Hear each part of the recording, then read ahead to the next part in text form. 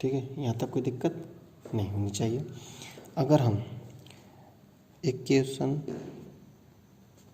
First में equation second से भाग देंगे तो क्या होगा, भाग देने पर जैसे भाग देंगे तो f/m, देखो ये और ये सेम है, ये भी और ये भी सेम है, सिर्फ बचता क्या है, यहाँ पर f0 बचता है और यहाँ पर एप्सिलॉन बचता है। तो क्या बचेगा, एप्सिलॉन और एप्सिलॉन नॉट, जो कि एक नया कांस्टेंट होता है जिसको बोलते हैं एप्सिलॉन r। ठीक है, आपको बोलते हैं इसको बोलते हैं रिलेटिविटी परमेबिलिटी। ठीक है, और ये किसके बराबर होता है, के को बोलते हैं कैपिटल के, ध्यान रखना, इसको बोलते हैं डाई इलेक्ट्रिक कांस्टेंट। क्या बोलते हैं, डाई इलेक्ट्रिक कांस्टेंट। ओके, और ई आर को बोलते हैं relative permeability, relative permeability, relative permeability. Okay, यहाँ तक कोई दिक्कत नहीं होनी चाहिए। एक बार फिर इसको देख लो कि दो स्थिर विद्युत आवेशों के बीच कार्य करने वाला आकर्षण, यानी कि दो ये विद्युत आवेश हैं, इनके बीच कार्य करने वाला चाहे तो ये आकर्षण हो, मतलब चाहे तो एक दूसरे को खींच रहे हो, चाहे आकर्षण कर रहे हो, चाहे प्रतिकर्षण कर रहे हो। ओके, तो उनके बीच लगने वाला जो बल है वो दोनों के गुणनफल के अनुक्रमानुपाती होता है तथा इन दोनों की जो डिस्टेंस है उसके स्क्वायर के इनवर्सली प्रोपोर्शनल होता है। ठीक है, बाकी सब कैलकुलेशन मैंने आपको समझा दिया, बाकी ये तुम्हें नोट्स में मिल ही जाएगा। ओके, नेक्स्ट चलते हैं। नेक्स्ट इसके बाद क्या है कि आपको पता है कि जो कूलम का नियम है, हमने इससे निकाला है फोर्स, और फोर्स एक कैसी क्वांटिटी है, वेक्टर क्वांटिटी। फोर्स एक वेक्टर क्वांटिटी है, हिंदी बोले तो सदिश राशि है।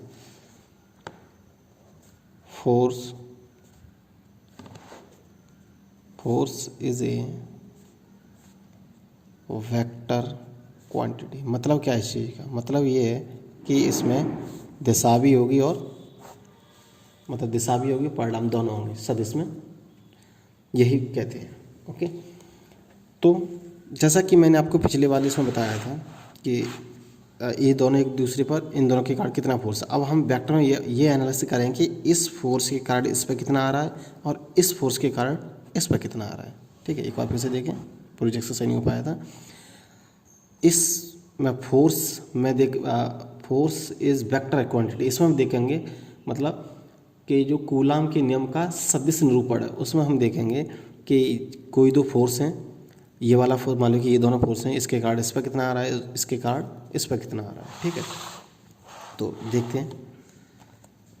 मान लो कोई एक प्लेन ले लो जो एक्स वाई का है। ठीक है, ये एक्स है और ये वाई है। ओके, इसमें हम देखते हैं कि एक फोर्स यहाँ रखा है,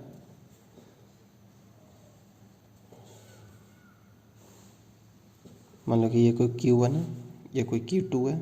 ठीक है, जिसकी ओरिजिन से दूरी कितनी है, R1 है, और ये कितना है, R2 है। ठीक है, अब देखते हैं कि क्या होगा। अगर ये दोनों फोर्स चार्जेस पॉजिटिव हैं तो ये एक दूसरे को रिपल करेंगे, अगर ये दोनों नेगेटिव हैं तो भी रिपल करेंगे। अगर इनमें से कोई एक नेगेटिव एक पॉजिटिव है तो क्या करेंगे, अट्रैक्शन करेंगे। ठीक है, तो मान लिया कि हमने ये दोनों क्या है, पॉजिटिव हैं, तो क्या करेंगे, ये वाला फोर्स इस पर लगाएगा और ये इस पर लगाएगा, तो एक दूसरे से दूर जाएंगे। मान लो कि इसने अगर इस पर लगाया तो कहाँ चला गया, ये इससे दूर भाग गया। ठीक है, किस पे, मान लो कि F21 मतलब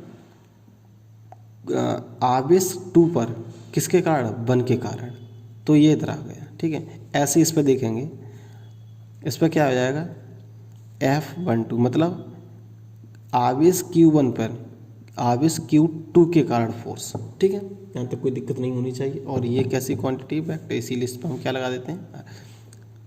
ठीक है, अरे ओके ओके ओके, ठीक है, ये ऐसे करके यहाँ से ये दोनों रिपल होंगे। ठीक है, तो देखते होंगे क्या होता है कि जैसा कि आपको पता ही है फोर्स का फॉर्मूला क्या होता है, एक मिनट इधर होनी चाहिए। ओके, जैसा कि आपको पता है फोर्स का फॉर्मूला क्या होता है, Q1 Q2 अपॉन R, ठीक है। लेकिन जैसे अगर इस पर वेक्टर लग जाए तो ये फिर यहाँ पर क्या आ जाता है, यूनिट वेक्टर, मतलब ये यूनिट वेक्टर आर इसका है। पहले तो इस फॉर्मूले को देख लो ध्यान से। जैसे हमने इसके ऊपर ये वेक्टर लगाया, एरो लगाया, तो यहाँ पर क्या आ जाएगा, यूनिट वेक्टर ये वाला। तो आर कैप को क्या बोलते हैं हम, यूनिट वेक्टर, यूनिट वेक्टर, जिसकी वैल्यू हम कैसे निकालते हैं, ठीक है। मान लो कि कोई आर दी है जिसकी वैल्यू है 2i + 3j + 3 4k, ठीक है ये।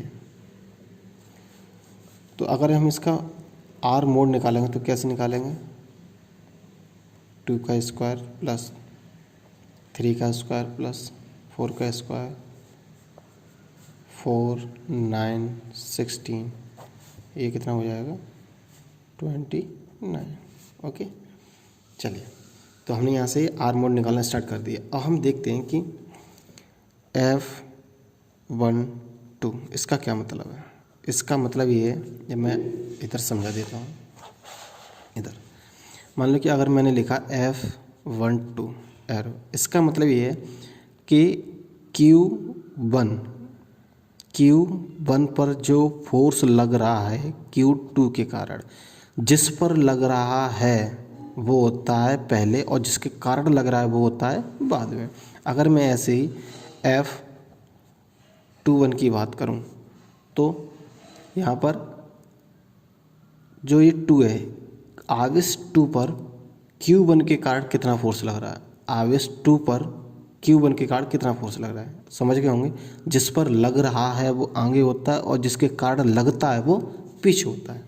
ओके, तो अब आप समझ गए होंगे कि मैंने यहाँ पर F12 लिखा है, इसका मतलब क्या है कि Q1 पर Q2 के कारण आवेश। ओके, तो लिखते हैं इसको,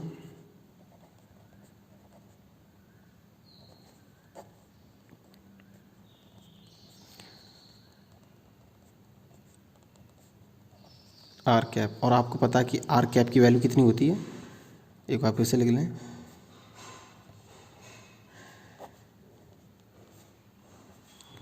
आर कैप की वैल्यू होती है आर वेक्टर अपॉन आर। तो ये क्या हो जाएगा नीचे total are Q1 into Q2, ये हो जाएगा। ओके, और यहाँ पर इसकी पोजीशन आ जाएगी, क्या आ जाएगी, जो होता है 1 पर 2 के कारण, मतलब इस वाले फोर्स पर, इस वाले आवेश पर इसके कारण क्या होगा। तो यहाँ से इसकी दूरी कितनी होगी, Q2 से QR1 की वैल्यू मान लो कि R21, Q2 से 1 तक की, ठीक है ये हो गई। तो हमने यहाँ पर क्या लिख दिया 2 1, और यहाँ पर भी क्या लिख दिया 2 1, मतलब आवेश 2 से आवेश 1 तक की डिस्टेंस। ओके, तो यहाँ पर भी 2 1, यहाँ पर भी 2 1, ठीक है, यहाँ पर भी 2 1, यहाँ पर भी 2 1 और यहाँ पर भी 2 1, ठीक है। यहाँ तक समझ गए होंगे आप सब लोग। अच्छा, आप कह रहे होंगे कि इसकी वैल्यू कहाँ से आएगी, R21 की वैल्यू कहाँ से। तो इसकी देखिए वैल्यू हमें ऐसे निकालेंगे कि मान लो कि हमने लिखा है R21, मतलब आवेश Q2 से Q1 तक की डिस्टेंस क्या होगी, ये होगी तुम्हारी R2 माइनस का R1। अगर मैं इसकी मोड की बात करूं, तो R21 माइनस का R1, ये किस में आ जाएगा, मोड में आ जाएगा। अगर मैं इसकी Q की बात करूं तो इस पर भी क्या हो जाएगा, Q हो जाएगा। इस तरह से R21 एरो और R21 मोड दोनों की वैल्यू निकाल के इधर रख देंगे, ठीक है। ऐसे ही F21 मतलब आवेश 2 पर 1 के कारण force Q1 into Q2 upon, ये देखिए इधर से उल्टा हो जाता है। अगर यहाँ 1 2 है तो इधर ये 2 1 हो जाएगा, ठीक है। अगर यहाँ 2 1 है तो इधर कितना हो जाएगा 1 2 का स्क्वायर इंटू R कैप 2 1 1 2, ठीक है। तो इसकी वैल्यू रखना,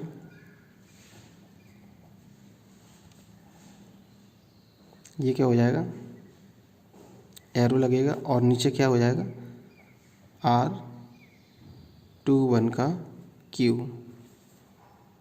R21 का क्यू।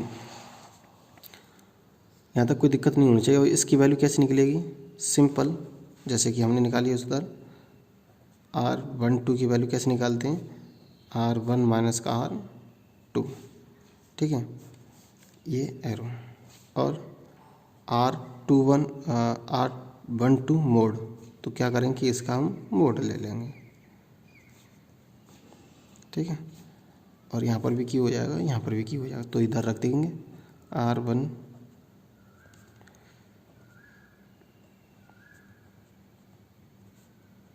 ऐसा ही आप इसमें भी कर सकते हैं, इस वाले फॉर्मूले में। यहाँ तक कोई दिक्कत नहीं होनी चाहिए मेरे हिसाब से। अगर फिर भी कोई किसी का डाउट रहता है तो मुझे कमेंट सेक्शन में बताएं, मैं उसके डाउट ज़रूर पूरे करूँगा, ठीक है। तो यहाँ से हमने F1 की वैल्यू इसकी निकाल ली, कहाँ है, ओके ओके ओके, हाँ, यहाँ से हमने F12 की वैल्यू निकाली और F21 की वैल्यू निकाल ली, ठीक है। अब आप इन दोनों में, अच्छा ठीक है, इसके बाद हम अगर इसमें वैल्यू रख देते हैं तो कितना हो जाता है, F12 का अगर हम वैल्यू रखेंगे तो कितना हो जाएगा, इसकी जैसे हम वैल्यू रखेंगे, ये इसकी वैल्यू कहाँ है, ये रही। तो अगर जैसे हम इसकी वैल्यू रखेंगे तो क्या हो जाएगा, R2 माइनस का R1 अपॉन ये वाली R2 माइनस R1 का मोड क्यू, ठीक है। ये क्या है, मान लो कि ये कोई एक इक्वेशन ये होगी और दूसरी इक्वेशन ये होगी, ठीक है। इन दोनों फ़र्क क्या है, इन दोनों फ़र्क क्या है, इस वाली इक्वेशन में और इस वाली इक्वेशन में क्या फ़र्क है, कुछ भी फ़र्क नहीं है, सिर्फ इन दोनों के नंबर का, यहाँ पर 2 1 है, यहाँ 2 -1, यहाँ 1 -1। अगर मैं किसी में से भी एक माइनस कॉमन ले लेता तो दोनों संख्या बराबर हो जाएंगी ना। देखिए आप, ये और ये यहाँ पर सेम है, Q1 Q2 सेम है, बस यहाँ पर R2 माइनस का R1 और यहाँ पर R1 माइनस का R2 है। ये ऐसे उसी प्रकार नीचे हर में R2 माइनस R1 और R1 माइनस R2, अगर किसी में से भी एक में माइनस कॉमन ले लूँ तो दोनों संख्या बराबर हो जाएंगी। तो इस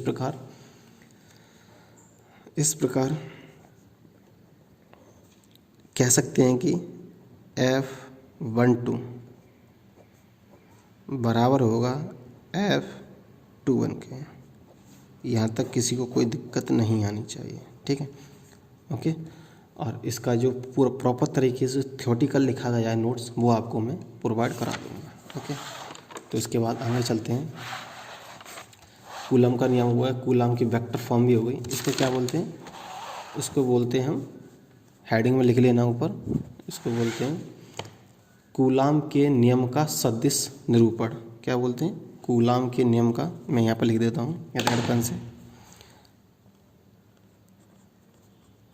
कूलम के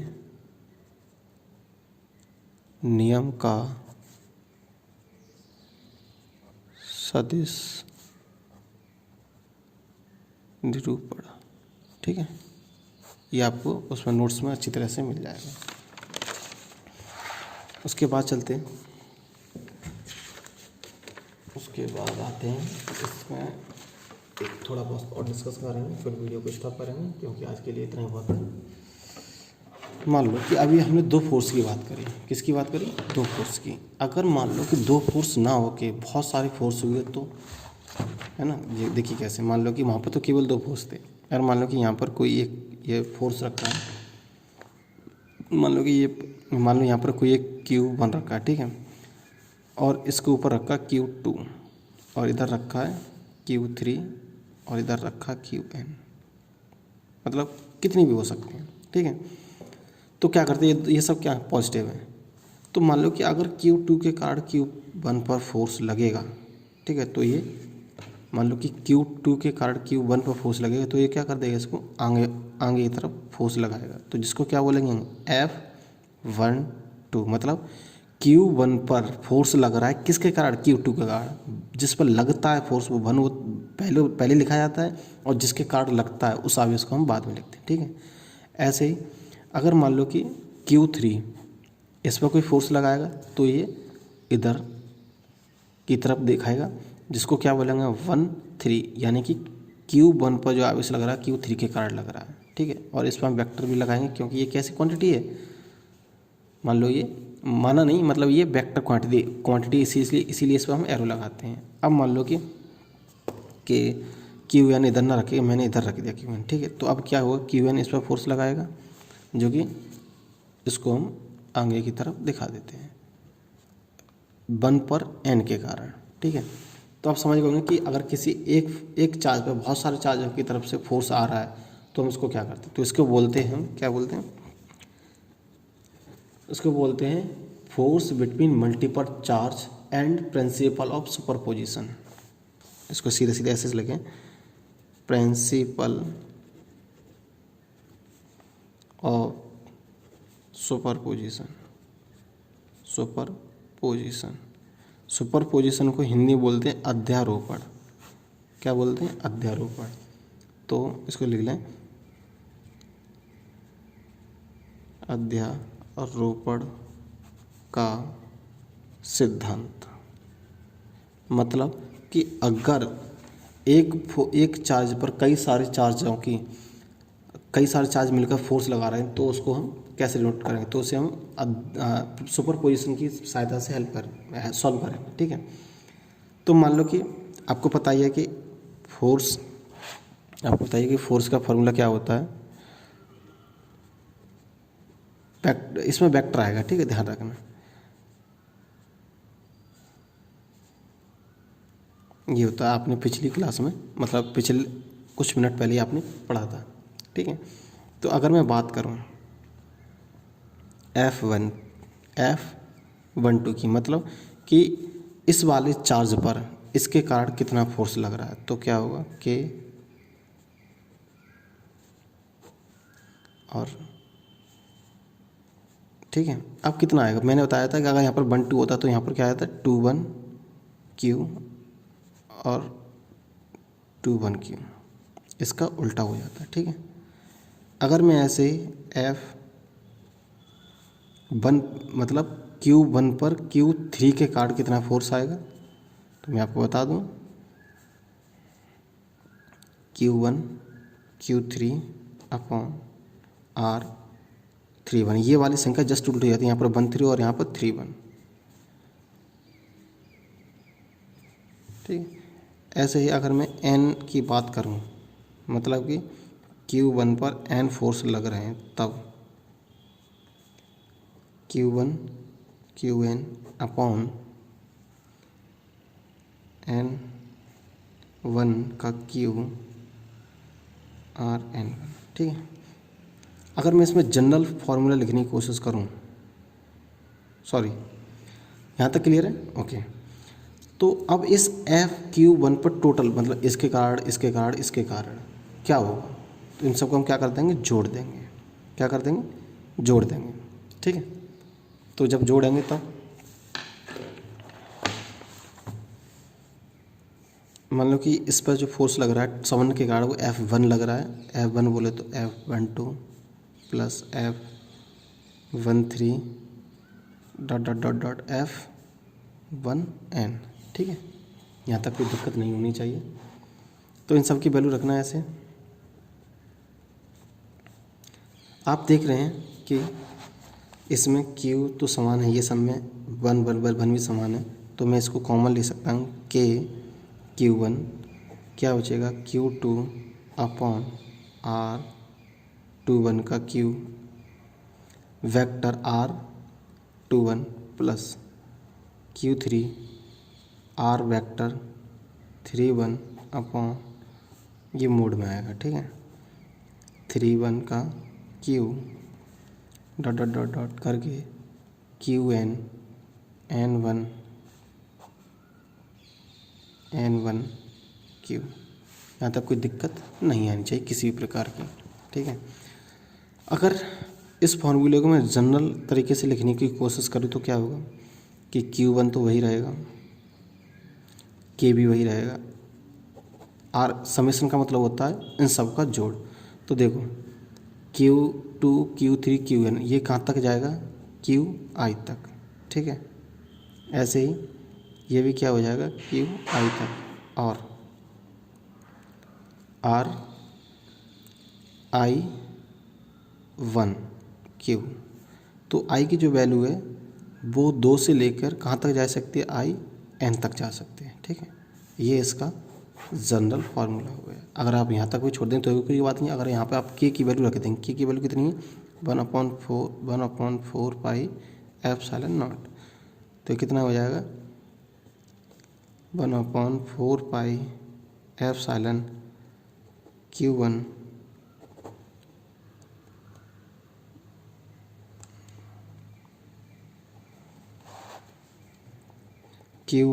QI